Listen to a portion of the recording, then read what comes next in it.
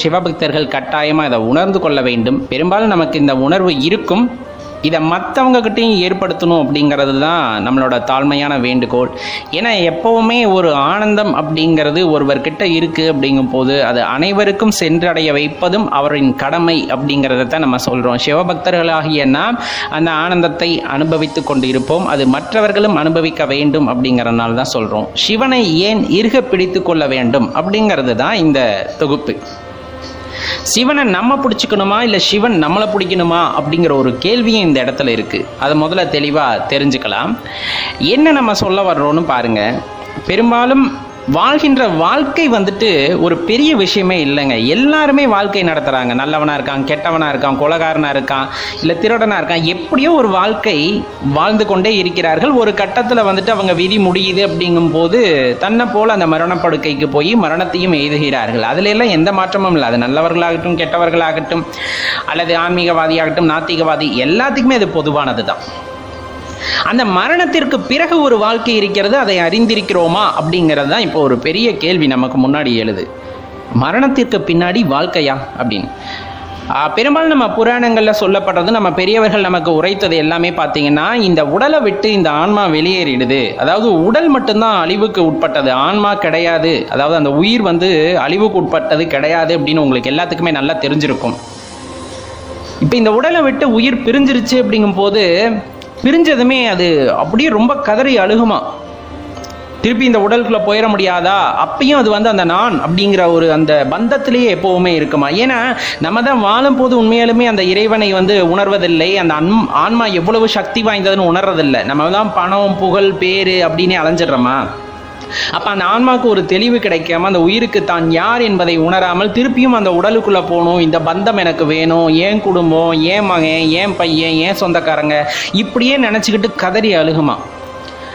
அப்படி கதறி அழுகும் போது அதனால தான் சொல்லுவாங்க, இந்த மரண வீட்டுக்கெல்லாம் போனால் மரணம் எய்தினவரை பற்றி தப்பாக பேசாதீங்க அப்படின்னு. ஏன்னா நீங்கள் அவருக்கு முன்னாடி நடிச்சிருக்கலாம், நல்லவராக நடிச்சிருக்கலாம், இறந்ததுக்கப்புறம் அப்பாடா போய் சேர்ந்துட்டான்டா அப்படிங்கிற அந்த பக்குவம் தெரிஞ்சுது அவருக்கு அப்படிங்கும்போது ரொம்ப இன்னும் வருத்தப்படுவாங்க. அப்படிங்கிறனால தான் சொல்லுவாங்க, மரணம் நடந்த வீட்டில் போய் தவறாக எதுவும் பேசாதீங்க அப்படின்னு சொல்கிறதுக்கான காரணம். சரி, அது ஒரு பக்கம் இருக்கட்டும். நம்ம இப்போ மரணத்திற்கு பிறகு ஒரு வாழ்க்கை அப்படிங்கிறத தான் நம்ம சொல்ல இருக்கோம். எல்லாம் முடிஞ்சிருது. சாஸ்திர சம்பிரதாயம், நம்ம எந்த மதத்தில் பிறந்திருந்தாலும் சரி, எந்த ஜாதியில் பிறந்திருந்தாலும் சரி, ஆளுக்கு ஒரு சம்பிரதாயம் சாங்கி எல்லாத்தையும் வச்சுட்டு கடைசியாக இங்கே தான் கொண்டு போய் வச்சாகணும். ஒன்று இடுகாட்டில் வச்சாகணும், இல்லை சுடுகாட்டில் வச்சாகணும். ரெண்டுனையுமே வசிப்பவர் தான் எம்பெருமான் ஈசன். அது கண்டிப்பாக உங்களுக்கு நல்லாவே தெரிஞ்சிருக்கும். இப்போ இந்த உடலை கொண்டு போகும்போது திருப்பி எப்படியாச்சும் நம்ம உடலுக்குள்ளே போயிட மாட்டோமா, எந்திரிச்சிட மாட்டோமா, இந்த என்ன சொல்கிறது, இந்த மாயையான வாழ்க்கையை திருப்பி வாழ மாட்டோமா அப்படிங்கிற மாதிரியே தான் அந்த உயிருமே ஏங்கிக்கிட்டு அழுதுகிட்டு கதறிக்கிட்டு இருக்குமா. சரி, அப்படி கதறிக்கிட்டு இருக்குல்ல, அங்கே போயிட்டு அந்த உடலை வச்சு தகனம் பண்ணிடுறாங்க, இல்லை மூடிடுறாங்க. கண்டிப்பாக அதனால் அதுக்குள்ளே போக முடியாது. அது அதுக்குமே நல்லா தெரிஞ்சிருக்கும். ஏன்னா அது ஜீவாத்மா தானே, பரமாத்மாட்டிருந்து பிரிஞ்சு வந்தது. ஆனால் ஞானம் அடையாமல் தன்னோட உயிர் பிரிஞ்சிருச்சு. ஞானம் அடைஞ்சிருந்தேன்னா இந்த கவலையே வராது, நிம்மதியாக போய் சேரும். இப்போ அந்த இடத்துல போனதுமே எல்லாம் காட்டில் எரிச்சிட்டு விட்டுட்டு வந்துடுவாங்க.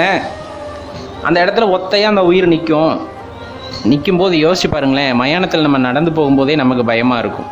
மயானத்துக்கிட்ட போகும்போதே நம்மளுக்கு ஒரு வித அச்சமானது அங்கே எழும். ஆனால் அந்த உயிர் பார்த்தீங்கன்னா, அந்த காடு எரிக்கிறவங்களாகட்டும், புதைக்கிறவங்களாகட்டும், அவங்களும் கொஞ்சம் நேரத்துக்கு தான் இருப்பாங்க, போயிடுவாங்க. ஜோ என்னோட உடல் எரியுதே, என்ன மூடிட்டாங்களே அப்படின்ட்டு தவிச்சுக்கிட்டு அந்த உயிர் அங்கே நிற்கும் போது அமைதியாக ஒரே ஒரு உருவம் அந்த உயிருக்கு ஆதரவு கொடுக்குமா. அப்படி மெதுவாக தடவி, ஏய் நான் இருக்கேன், நீ ஏன் கவலைப்படுற அப்படிங்கிற மாதிரி. ஏன்னா எல்லாத்தையும் உணர்ந்த பரம்பொருள், இது எல்லாம் நிலையற்றதுப்பா அப்படின்னு சொல்கிறதுக்கு முன் நம்ம உயிரை தடவி கொடுத்து நான் இருக்கேன் அப்படிங்கிற மாதிரி ஒரு ஆதரவு ஒருத்தர்கிட்ட கிடைக்குமா. அது யார் அப்படின்னா அது சிவபெருமான். நீ திக்கற்று போய் நிற்கும் போது உனக்கு ஆதரவாய் வரக்கூடியது அவர் ஒருவர் தான் அப்படிங்கிறத இந்த இடத்துல நம்ம நல்லா புரிஞ்சுக்கணும். இதுதான் மரணத்திற்கு பின் நமக்கு ஏற்படக்கூடிய வாழ்க்கை. இது எப்படி அமையும் அப்படிங்கிறத தான் நம்ம இப்போ பார்க்க இருக்கோம். இப்போ உலக பந்தத்தில் நீங்கள் ஈடுபட்டுட்டீங்க அப்படிங்கும்போது, உலக பந்தம்னா என்ன, ஆசா பாசங்கள், செல்வம் மட்டும்தான் உலகம், இங்கே இருக்கிறது தான் சந்தோஷம்னு நினச்சி நீங்கள் அதுக்குள்ளே அடிமையாயிட்டீங்க, மாயைக்கு உட்பட்டு விட்டீங்க. எது மாயைன்னு உங்களால் பிரித்து பார்க்க முடியாத நிலைமையிலேயே நம்ம உயிர் போயிடுது. அப்படிங்கும்போது கடைசி வரணும் உங்கள் சொந்தம், குழந்தை, குட்டி அப்படிங்கிறத தான் பார்த்துட்டு இருப்போம். இன்னும் சொல்லப்போனால் நம்ம சிவ வழிபாட்டில் இருந்தாலும் நம்மை உணராமல் நம் உயிர் பிரிந்து விட்டால் அதுதான் நிலை. என்னோட அம்மா, என்னோட அப்பா, என்னோட அக்கா, என்னோட தங்கச்சி, எனது மனைவி இப்படிங்கிற ஒரு எண்ணத்திலேயே நம்ம வாழ்ந்துட்டோம் அப்படிங்கும்போது கட்டாயமாக நமக்கும் அதே நிலை தான். அங்கே போனாலும் நம்ம உயிர் நம்ம உடம்புக்குள்ளே திரும்பி போகாதா அப்படிங்கிற அந்த எண்ணம் தான் தொடர்ந்து இருந்து கொண்டே இருக்குமாம். அப்போது சிவபெருமானை பார்த்தாலும் என்னை எப்படியாச்சும் இந்த உடலுக்குள்ளே அனுப்பிச்சிருங்களேன் அப்படிங்கிற அந்த வேண்டுகோள் தான் இருக்குமா. ஆனால் அது எப்போவுமே இயற்கைக்கு எதிரான நியதி. அதை எம்பெருமான் செய்ய மாட்டார், உங்களுக்குமே நல்லா தெரியும். அப்பயுமே அவர்கிட்ட போயிட்டு அவரை உணராம வந்திருப்பது ஈசன் என்று தெரிந்தும் அவரிடமும் இதே மாதிரி கோரிக்கையை வைத்து கொண்டிருக்கும் போது கட்டாயமாக அவர் உங்கள் ஆசையை நிறைவேற்றி வைப்பார். எப்படின்னா மறுபிறவியை கொடுத்து, திருப்பியும் மறுபிறவியை கொடுத்து போய் அனுபவின்னு அனுப்பிச்சு வைக்க வேண்டியதுதான். ஏன்னா எப்போவுமே பக்தர்களோட அல்லது அந்த ஆத்மாவோட ஆசையை அவங்க எப்போவுமே நிராகரித்தது கிடையாது. ஏன்னா அவர் எல்லாம் அல்ல பரம்பொருள் அல்லவா, நீங்கள் கேட்பதை கண்டிப்பாக கொடுத்துருவார். ஆனால் அந்த பிறவியில் நடக்காது, மீண்டும் ஒரு பிறவியை கொடுத்து விடுவார். அதே போல் ஒரு பந்தத்தை உங்களுக்கு ஏற்படுத்தி தந்து திரும்பவும் புரிஞ்சிக்கேண்டா அப்படின்ட்டு தான் ஒரு உலகத்துக்கு திருப்பி அனுப்புகிறார். நீ யாருன்னா நான் தான், அதை நீ புரிஞ்சிக்க மாட்டேங்கிற, என்கிட்ட திருப்பி வர மாட்டேங்கிறியே அப்படின்னு அந்த ஆதங்கத்தில் திருப்பி நம்மளுக்கான ஜேர்னி, அதாவது அந்த பயணத்தை ஆரம்பித்து வைத்து விடுகின்றார். அந்த இடத்துல தான் நம்ம தப்பு பண்ணிட்டோம்.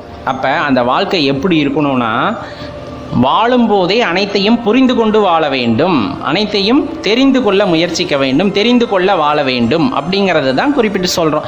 அது என்ன தெரிந்து கொண்டு வாழ வேண்டும் அப்படின்னா, கண்டிப்பாக இப்போ நம்ம பேசுகிறோம் அப்படிங்கும்போது பேசுகிறது மாயையான வார்த்தைகள் தான், ஏதோ ஒரு சூட்சமம் அதில் இருந்து கொண்டே தான் இருக்கின்றன. வாழ்கின்ற வாழ்க்கையும் அதே போல தான். இப்போ நீங்கள் ஒரு வீடு கட்டணும்னு ஆசைப்படுறோம், வீடு கட்டிட்டோம், அதோட உங்கள் ஆசை அடங்கி போயிடுமான்னு பாருங்கள், கண்டிப்பாக அடங்காது. திருமணம் நடக்குது, அந்த பந்தம் எவ்வளவு புனிதமானதுன்னு தெரியும், அப்பையும் மற்றவங்களை ஏறெடுக்காமல் வாழ்வீங்களா அப்படின்னு பாருங்கள். இது சும்மா வார்த்தைக்கு சொல்லலாம், ஆனால் அந்த பக்குவம் அடைவதற்கு ரொம்ப கஷ்டம். அப்பையும் அந்த சலனங்கள் இருந்து கொண்டே தான் இருக்கின்றன. அப்போ எந்த இடத்துலையும் மனித ஆத்மா, அதாவது உள்ளிருக்கக்கூடிய ஜீவாத்மாவை நீங்கள் கடவுளாக உணராத பட்சத்தில் உங்களுக்கான ஆசைகள் அதிகரித்து கொண்டே தான் செல்லும். அப்படி செல்ல செல்ல நம்ம ஒரு பக்குவ நிலையை எய்தாமலே போய் தான் நமது உயிர் பெறுகின்றது. ஆனால் அதற்கு மாறாக நமக்குள் இருக்கின்ற அந்த இறைவனை உணர வேண்டும். வாழ்கின்ற காலத்திலேயே நமக்குள் இருக்கின்ற இறைவனை மேலா நினைத்து அவரையே எண்ணி சதா காலமும் அவரது நாமத்தை சேவித்து கொண்டே சொல்லிக்கொண்டே நமது உயிர் பிரிகின்ற நேரத்திலும் அவர் நாமம் மட்டுமே நம் நெஞ்சில் இருக்கின்றது, வாயில் வருகின்றது. அப்படிங்கும் போது உயிர் பிரிஞ்சாலும் அந்த ஆத்மாவுக்கு ஒன்றும் தெரியாதான். ஏன்னா அதுதான் உணர்ந்துருச்சே, இது மாயை அப்படின்னு உணர்ந்துட்ட ஒரு ஆத்மா, இந்த வாழ்க்கையே பொய் என உணர்ந்து விட்ட ஒரு ஆத்மா, எனக்கு இருந்த உறவுகள் எல்லாம் மாயை அல்லது அதுவும் பொய் என்று உணர்ந்து விட்ட ஆத்மா உயிரே பிரிந்தாலும் எதற்காகவும் கவலைப்படாதான். வீட்டில் உட்காந்துட்டு கதறியெல்லாம் அழுகாது. அப்பா நம்ம இறைவனை அடைய போகின்றோம் அப்படிங்கிற அந்த எண்ணம் வந்துடும். இறைவனே அந்த ஆத்மாவை கூப்பிட்டு கொள்வார் ஒரு தெளிவு ஏற்பட்டதுக்கப்புறம். அதே போல் சுடுகாடு இடுகாட்டுக்கு போனதுமே உடலை பார்த்துக்கிட்டு அழுகிறதுக்கு பதிலாக நம்ம ஆன்மா அங்கே இருக்க இறைவனை தேடுமா, சிவபெருமான, சிவனே சிவனேன்னு. அப்போ உங்களுக்கு காட்சி தருவார். கண்டிப்பாக காட்சி தந்து விட்டு நான் இருக்கேன் அப்படின்னு சொல்லும்போது, நீ மட்டும்தாயா எனக்கு இருக்கணும், உன்கிட்ட எப்படியாச்சும் சரணடைஞ்சிடணும் அப்படின்னு அந்த வேண்டுதல் வைக்கிற ஆத்மா தான் அந்த இடத்துல உத்தமமான ஆத்மாவாக மாறுகிறது. அப்பையும் ஆத்மாவோட அந்த வேண்டுதலை இறைவன் ஏற்றுக்கொள்கின்றார். முன்னாடியும் ஏற்றுக்கிட்டார், இப்பயும் ஏற்றுக்குவார். முன்னாடி என்ன கேட்டாங்க, எனக்கு இந்த மாதிரி உணவுகள் ரொம்ப முக்கியமானது, எனக்கு அது வேணும் அப்படின்னு கேட்கப்போ உனக்கு மறுபிறவி கிடச்சிது. ஆத்மாவை உணர்ந்துட்ட, நீ முக்தி நிலையை அடைந்து விட்டா அப்படிங்கும் போது அதே இறைவன் சுடுகாட்டிலோ இடுகாட்டிலோ இருக்கும் போது அங்கு போய் இறைவனிடமும் நாம் என்னதான் கேட்போம், அந்த உயிர் போய் என்னதான் கேட்கும், இறைவா நான் உன் பாதத்தை சரணடைந்து விட வேண்டும் ஐயா, எனக்கு மறுபிறப்பு வேண்டாம் அப்படின்னு சொல்லும். எப்போ இந்த உறவுகள், இந்த உலகம் அனைத்துமே மாயை பொய் என்று உணர்ந்த பின்னர். அப்போ இறைவன் மனமகிழ்ந்து உங்களுக்கு அவரது பாதத்தில் இடமளிப்பார். அப்போ எது முக்கியம் அப்படிங்கிறத நம்ம புரிஞ்சுக்கணும். இந்த கட்டத்தில் வாழும்போதே இறைவனை அறிந்து வாழ வேண்டும்.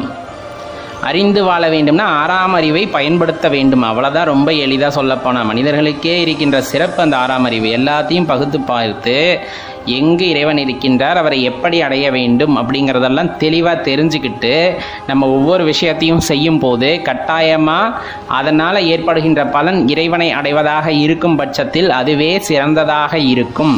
அதுதான் இந்த இடத்துல ரொம்பவே முக்கியமான விஷயம். இதை சரியாக தெரிஞ்சுக்கிட்டீங்க அப்படிங்கும்போது நம்ம வாழ்க்கையானது ரொம்பவே ஆனந்தமாக இருக்கும். மரணத்துக்கு பின்னாடி நமக்கு கிடைக்கின்ற வாழ்க்கை இறைவனை அடைவதாக இருக்க வேண்டுமே தவிர அடுத்த ஜென்மத்தை அடைவதாக இருக்கக்கூடாது. அப்படிங்கிறதான் சிவனடியார்களும் சிவபக்தர்களுக்கும் உரிய வேண்டுதல் எப்போவுமே. இந்த இன்பத்தை தான் நாம் அனுபவிக்க வேண்டுமே தவிர சிற்றின்பத்தை அல்ல அப்படிங்கிறது நல்லா ஞாபகம் வச்சுக்கோங்க.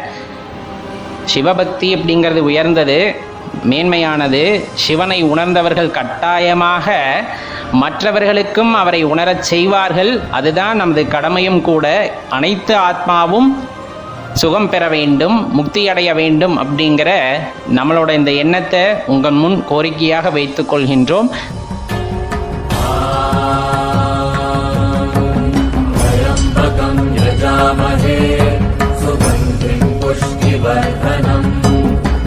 पूर्वारुकमिव बन्धनान् मृत्योर्मुक्षीयमामृता